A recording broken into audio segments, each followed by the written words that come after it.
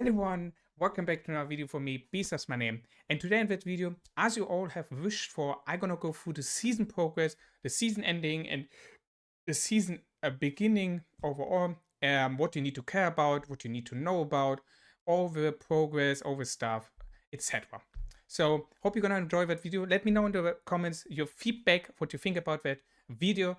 As well, hit the like button if you have enjoyed the video. Don't forget to subscribe to not miss out any future content. So let's start now with the video.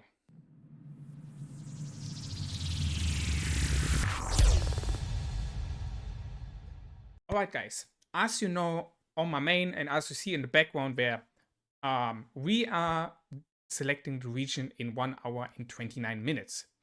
What does that mean basically?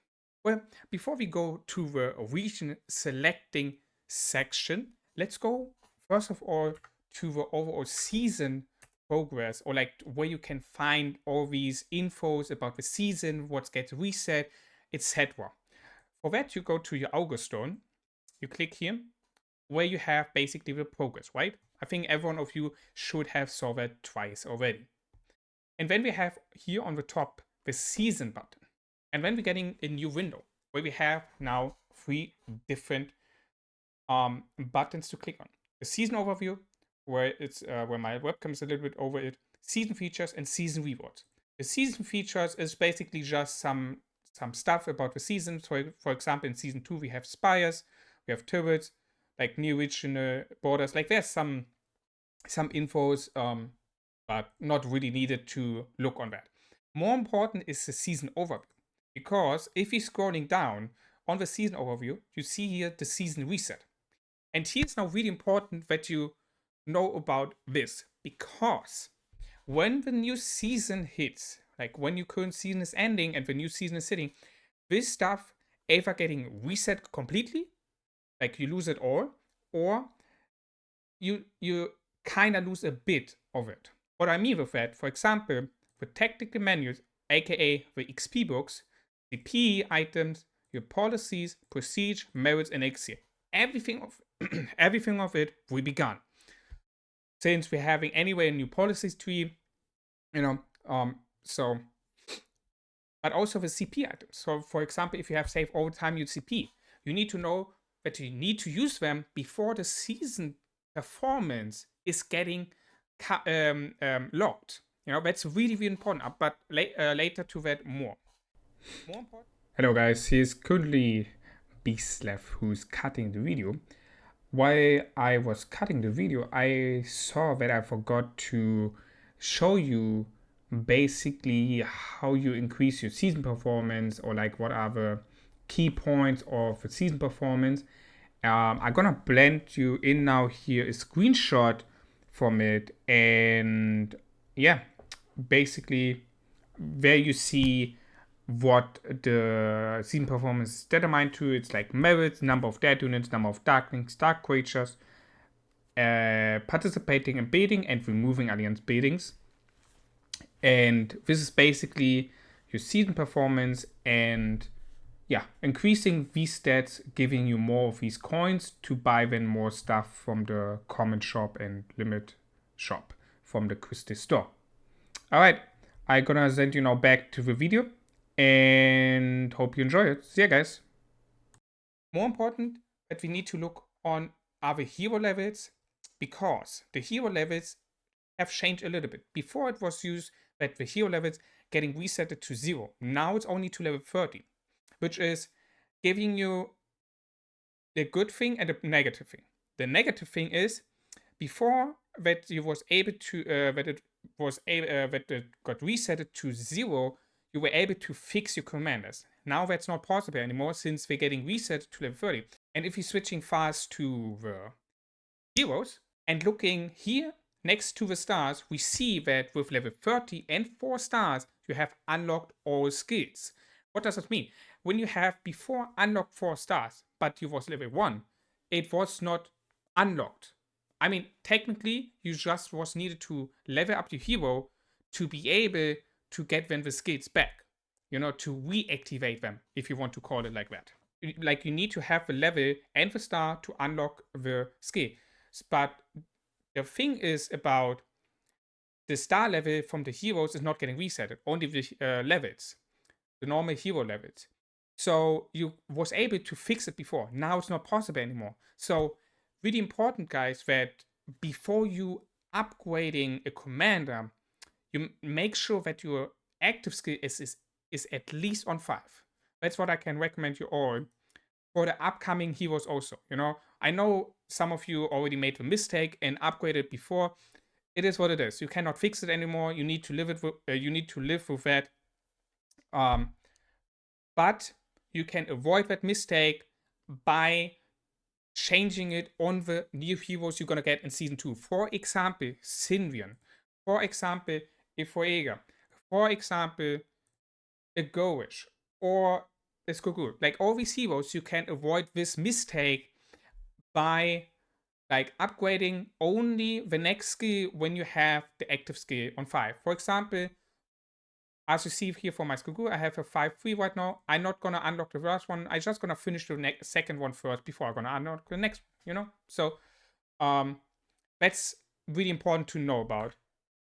Also, that the levels getting resetted to level 30 means that you can directly put 30 points on the talent trees. Like your talent tree getting resetted, and you have all your points until level 30. And from level 30, you need to upgrade then your heroes, basically. This is, of course, changing the whole thing about the season beginning, since you can also fight already like 2 days after or 3 days after you have joined the new season. So having your heroes on level 30 from the beginning gives you a good opportunity to kill faster Darklings, to get faster XP, to gather faster also again. Yeah, but towards the hero levels. The others is basically your alliances. This is more something for the alliance leaders, because before it was used that the alliance is getting reset completely. Now you choose as an alliance leader the region you want to start within, and everyone who's in the alliance, by the time you change from the old season into the new season and joining the new region you choose, everyone in the alliance will follow that leader. Basically, you and your team of 150, 60 members, you're all gonna be in the same region and you're gonna stay in the same alliance. What just getting resetted is, from what I saw in season 2 plus and season 2, the technology from the alliances and the gift level. If it's gonna change in the future, we will see. But from now, what I know is the alliances getting not completely resetted, just like half resetted. Basically, you need to work on your alliance tag again and on your alliance gift level. But you stay as a team together if the leader have chosen a region. If the leader have not choose a region, then that alliance getting disbanded. Still, as you see it here, if the alliance has been, alliance leader must select an affiliate region in order to retain their alliance name, banner, and membership. If you're not doing it, the alliance getting disbanded. That's so far to the season reset stuff. Let's jump to the season rewards. Here we are in the season rewards, guys. So the season rewards is important because you're getting specific or like special stuff from the season rewards. First of all, you have your summary rewards, which is basically based on what your alliance have. For example, the anointed rewards, you need to occupy the dragon, and in season 2 plus here, 1 to 3 magmas. So that means I by myself, I'm in the top 1 alliance, or like in the alliance who have a dragon, and I think we have here. I think we have 2 magmas, if I'm not wrong. So what do I get in terms of gems is I get 500 gems 2 times. So I should get 1k gems just from the anointed, because as you see, number of magma demon layers occupied counted as 3. Maximum is, or do we have 3? Wait. Oh, we have 2. As you see, we have 2 here on the map. So we getting, or I getting 1k gems from this. The leader, for example, getting 2k plus the, times the magmas. So yeah. On top of that, you have the Christie store, which is also for the Conqueror, and for that you need to have one magma at least. And you have the Conqueror, or like the Artifact Compendium, which is like a special way of getting epic and legendary artifacts. The Artifact Compendium is really worth it, and for that you need to save 30k gems. And you have like then 20 pools, and like every 10 pools you have one legendary artifact guaranteed. And I think you can also get more than two. Like two is just the minimum what you can get for like 30k gems. So you can also get, if you're lucky, 3 or 4, which I have saw happen for some, which is crazy. And then we have the Christie store. The Christie store is basically what you're aiming for, in my opinion, because you have here like really, really good stuff in it, especially in the anointed one. As you see, we have here talent skills, not talent skills, like skills for the pets with 3 stars. And if we're checking right now the shop, the war pet, the pet here, the pet shop, and if you go to filter and 3 stars, as you see, there are no skill cards with 3 stars. So the only way right now to get these 3 stars is if you're getting the season ending rewards, basically from the Christie store, which is huge. You know, this gives these pet skills a really, really high value, or like, yeah, they do. Sure, the other stuff is also pretty nice. You know, 1k books is helping people for pushing T5. But since the value of these pet skills is so high, because you can only get them right now from the season ending reward, you cannot compare like the pet skills with like 10 tokens or like 1k books or like 20 keys. It's not worth it. So everyone from you who's watching this video and wondering, okay, what should I pick from this Christie store? Definitely pick a pet. Please pick a pet skill. Please. That's the only thing you pick.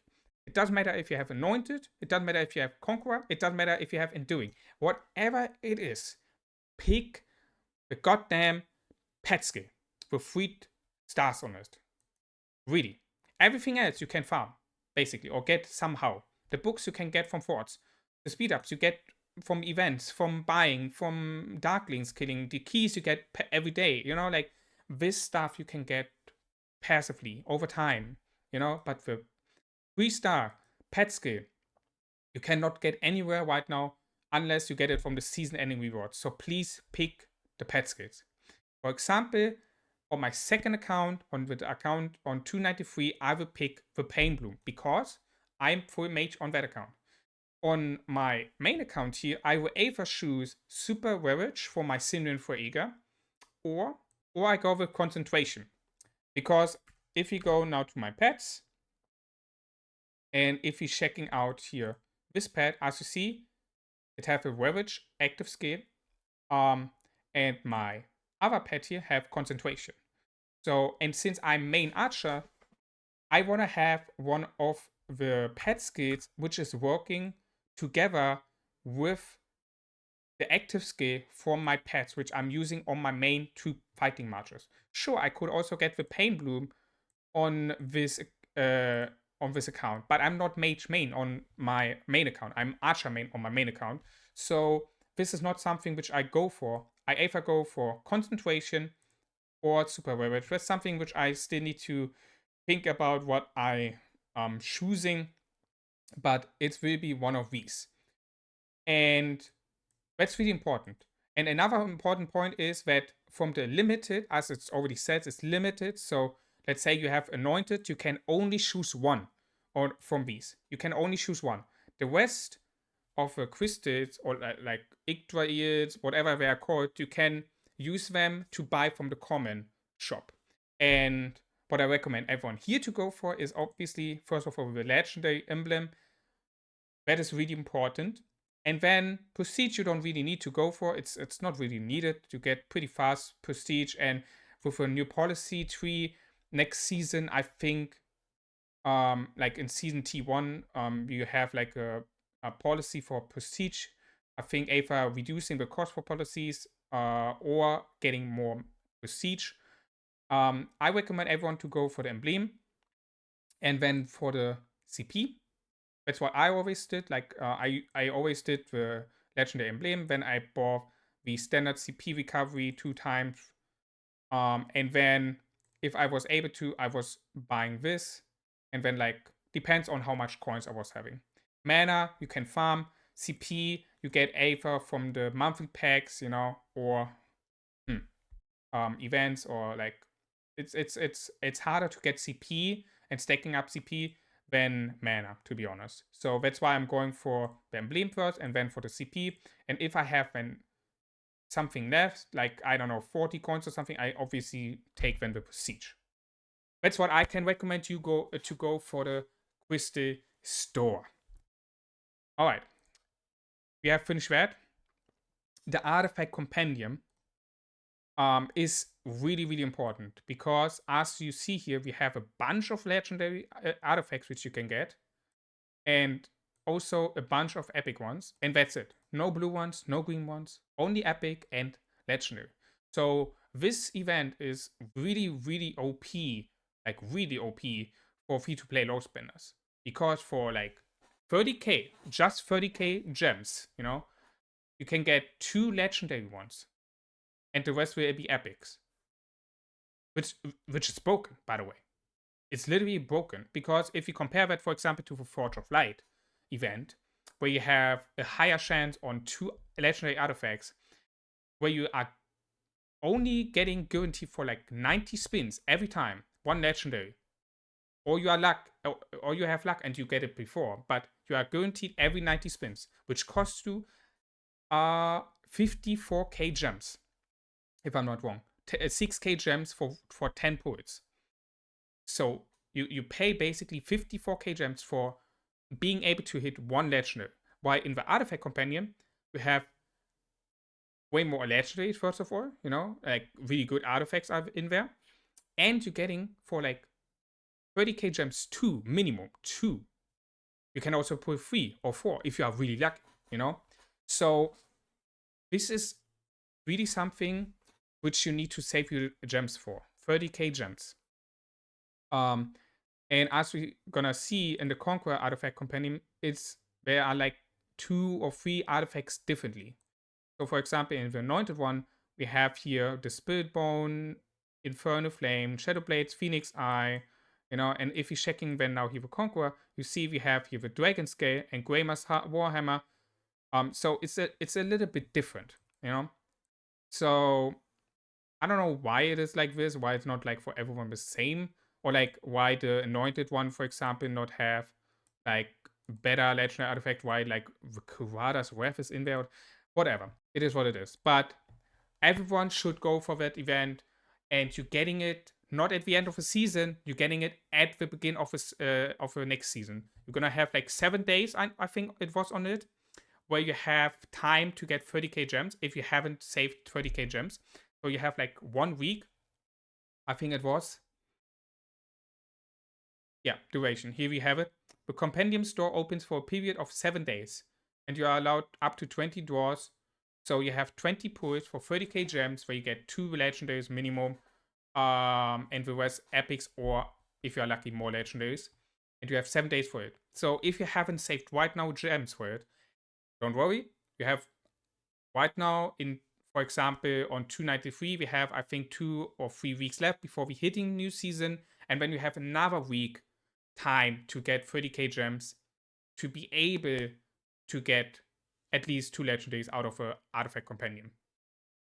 So as you see, there's some really important stuff which you need to care about when it comes to season ending. What I did, maybe you saw that on the stream, what I did on stream earlier today is I have finished my T5 mages, and I have pushed for that because I was using the legendary stone for it, the 10% train speed and the 15% research rune. And as I know, for the next season, I'm maybe gonna fight in zone 2, so it's pretty early before I gonna get the legendary runes in the new season. And to be able to help my team better, I was like, okay, I'm gonna unlock T5 and gonna train a bunch of T5 and helping with that basically my team better. That's what I also recommend everyone, for example, in season 1, you know? When it comes to the season ending and you plan to start big researches, then do that before the season is ending because of the legendary runes, you know? So this is really important to care about.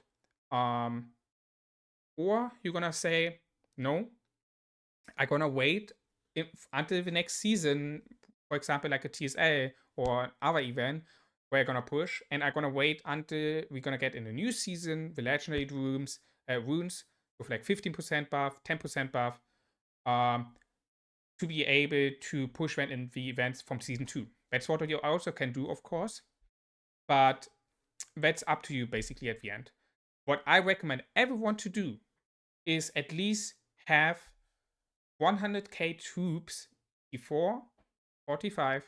Depends. I mean, if you're T5 in season 1, then you're probably anyway gonna have a bunch of troops. But if you're a T4 player, then plan at least 100k ahead of the March site from your next season. So, for example, in season 2, you're gonna have 200k March site, and in my main season here we have 300k, and I know for that season T1 have also 300k.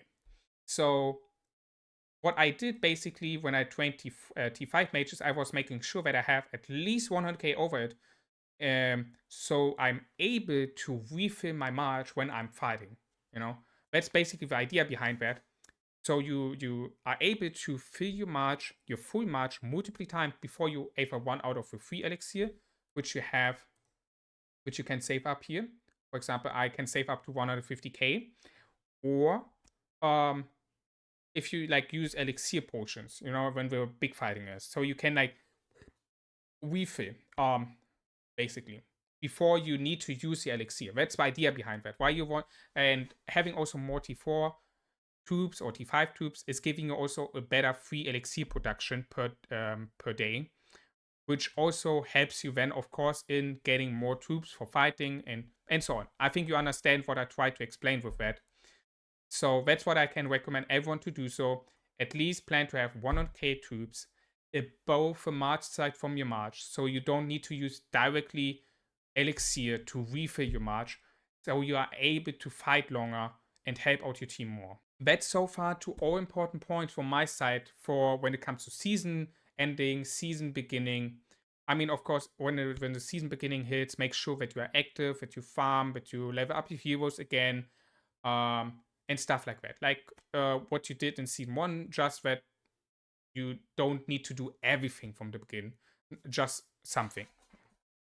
All right. I hope this video have helped you of having a better understanding for the season ending, what you need to care about, and let me know in the comments, guys, what you think about. I'm really open for any feedback. Write it down in the comments. I'm gonna read all the comments. I hope you have enjoyed this video.